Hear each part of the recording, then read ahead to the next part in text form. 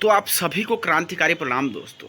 सबसे पहले तो आज मैं 2-3 मुद्दों पे आपको बता दूं कि एक तो आंदोलन कितना सफल हुआ, इस मुद्दे पे मैं बात करूंगा।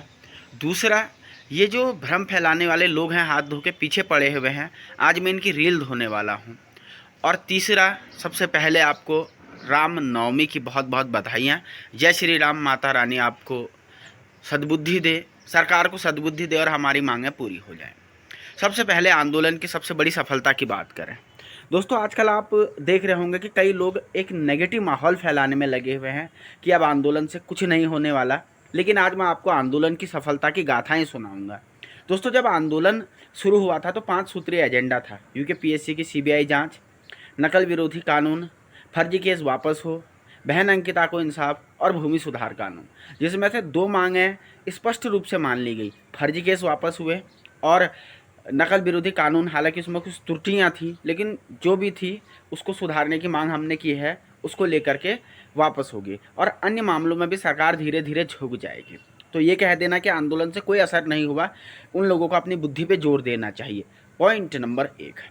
पॉइंट नंबर 2 दोस्तों, देखिए, किसान आंदोलन हुआ था। किसान आंदोलन का रिजल्ट 2 साल में निकला था और एक समय तो ऐसी हालत आ गई थी कि 5, 7, 8 किसान, 10 किसान ही कैमरों पे बैठे हुए दिखाई दे रहे थे। लेकिन लंबे समय तक किए गए प्रयास सरकार को बैकफुट में हमेशा लाते रहे हैं। और आंदोलन का प्रभाव आप देखिए, मैं कुछ और आपको बातें बताता हूँ। 53 दिनों से लगातार एलआईयू की रिपोर्टें सरकार के पास जारी है। उत्तराखंड की सरकार को एक एक बात पता है।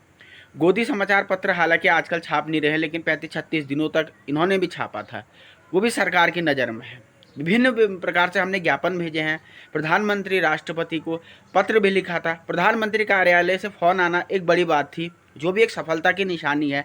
मतलब प्रधानमंत्री कल के डेट में ये नहीं कह सकते कि यार हमको पता नहीं था कि बच्चे बैठे हुए हैं। जब वहाँ से कॉल आके खुद इस बात की पुष्टि कर दी गई, ये एक हमारे लिए बड़ी सफलता है।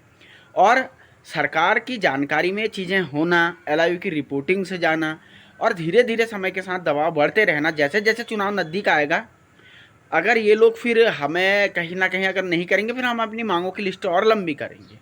ऐसी बात नहीं है। हमें आंदोलन में बैठने में मुझे तो कोई दिक्कत नहीं है।